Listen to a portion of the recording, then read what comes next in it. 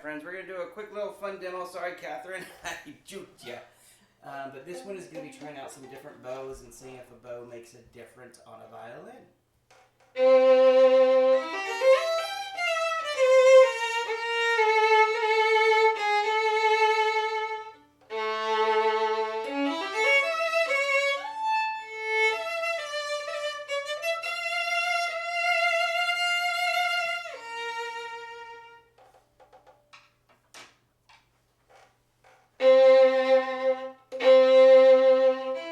Oh, it doesn't have enough rosin on it. Oopsie. Oh, one moment. The sound just like died. That was so funny. Unscripted right here at Revivo Violins. Let's get some more rosin on there.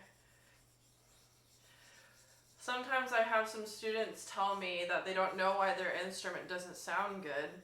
They play one note and it sounds just like that, and I'm like, get your rosin out and rosin your bow. And I was like, when was the last time you rosined it? And they'll say, oh, last year. I don't know if you can hear, but even as you're talking, you can hear that violin resonating. It's so fun. There you go.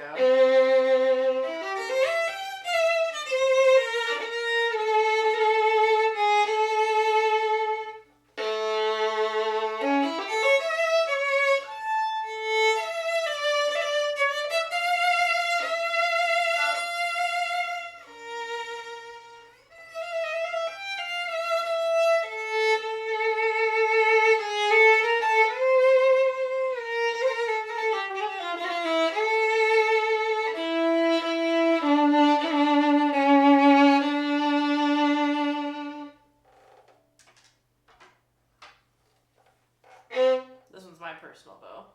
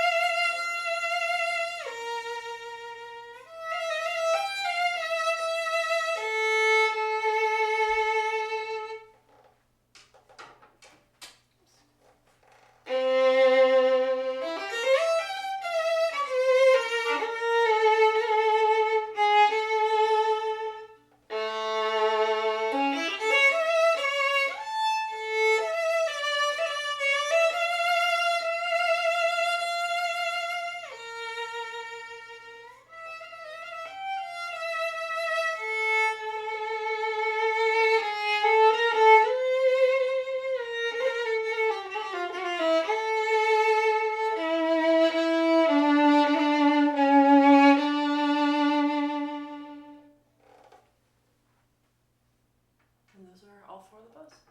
Cool. In order it played was just one was just an inexpensive fiberglass bow ordered from the site Gewa, I think it's Gewa. Oh, Jewa. Gewa. So that one is roughly, let's see, my cost is about $37. So retail is probably a $60 bow, $70 bow.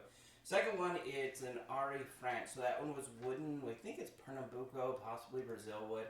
ARY, Ari France is what it's labeled as. Third one's a carbon fiber. That one's Catherine's.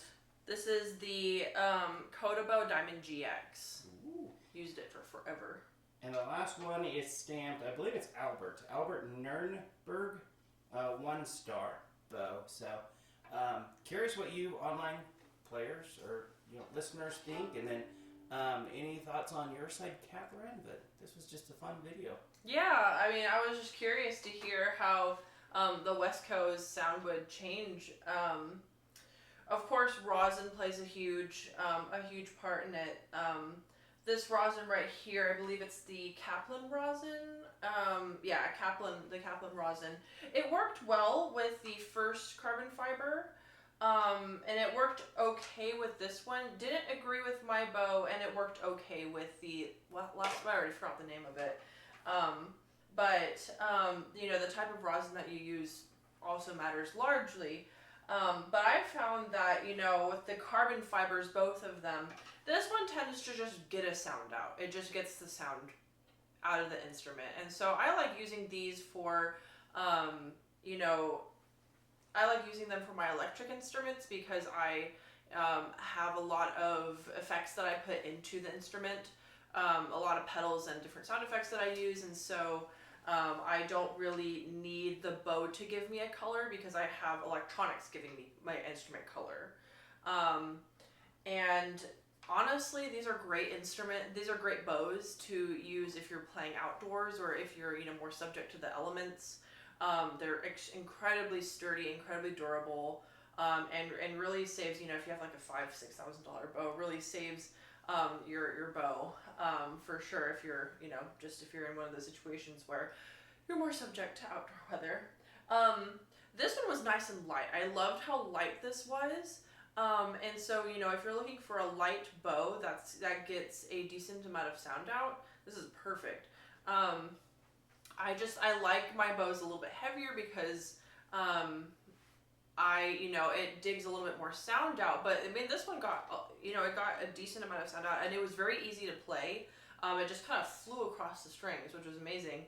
My carbon fiber it dug out a lot more sound out of the instrument. This one it just really, like, it cranks up the gain. You know, if you know any, I suppose electroacoustics, I think that's what it's called. But it like really cranked up the gain in it, and you know, the Wesco was a lot louder with my Diamond GX. I really enjoyed the sound of this one though. It got like a really raw violin sound out, while still maintaining a decent volume. But it really like dug in and like resonated with the wood. So I thought it was a very lovely pairing. So it was just interesting to experience the differences between the four. It's very different experiences, and not all of them are bad, just all very different. So it's incredible how you can like really change your sound with just a bow or just a stick with some horsehair on it. It's incredible. But it's a, you know, beautifully crafted bow. So cool. And price points, like on that first fiberglass one, it's roughly retail about $70. The second one, the Ari France, is retail about $400. The last one, the Nurnberg, it's somewhere between $2,500 to $2,700 retail. And then the Coda bow diamond. I think I purchased it for around $700 to $800. Oh wow, really cool. Yeah. All right, well, hope you find this interesting and enjoy, my friends. Thanks, Catherine. Thanks, online players or listeners and players. Play on, friends.